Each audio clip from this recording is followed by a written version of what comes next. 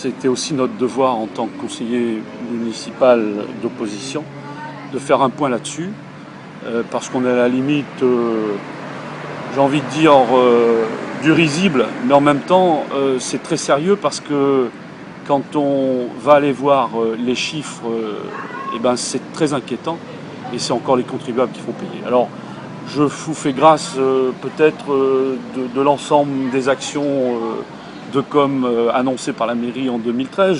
J'annonce comme ça inauguration de la rue Sarda Garriga, inauguration du lancement de la ZAC Cœur de Ville et des panneaux publicitaires, inauguration de la mairie annexe de Ravina-Malheur, panneaux d'esquisse de l'aménagement du littoral lors de la signature de la convention de la mise en place du pont Bélé pour la nouvelle route du littoral, annonce par voie de presse du centre de pleine nature de Dodane, alors que les études de faisabilité n'ont pas été du tout, notamment sur le plan environnemental, sorties, annonce de la grande surface, l'air du temps, alors que la maîtrise foncière n'est pas réglée, réception pour la signature des emplois d'avenir au Bois de Senteur, réception pour la première fois déjeuner au Bois de Senteur des dirigeants du milieu associatif en janvier pour leur souhaiter, je dis bien la première fois, pour leur souhaiter la bonne année, publication de 2 revues de Jujube sur le premier semestre, alors que d'habitude, une seule revue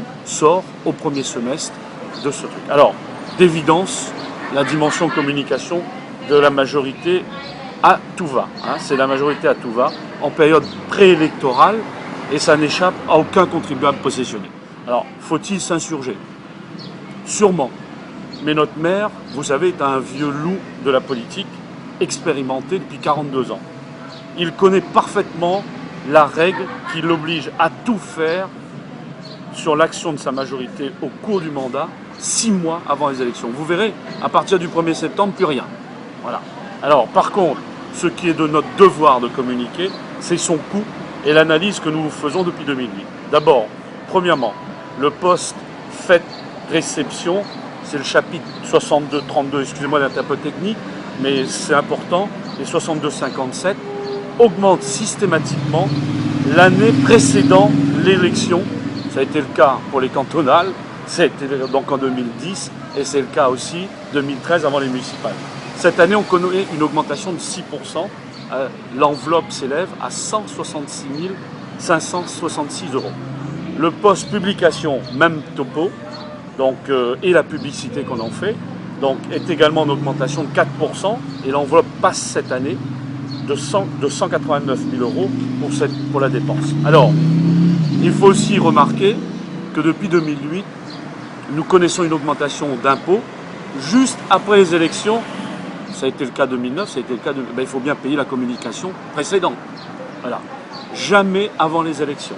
Alors, il faut donc sûrement qu'on s'attende, et c'est l'analyse que nous avons l'obligation de porter vis-à-vis de nos administrés. En 2015, visiblement, on aura une augmentation si par malheur cette majorité ne change pas. Voilà. Enfin, on constate que le poste de communication, en général depuis 2008, a augmenté 35%, ce qui nous amène à une enveloppe cette année de 360 818 €. Voyez-vous? Alors, nous, on pose des questions. Quelle est la valeur ajoutée de cette dépense au problème des administrés de la possession?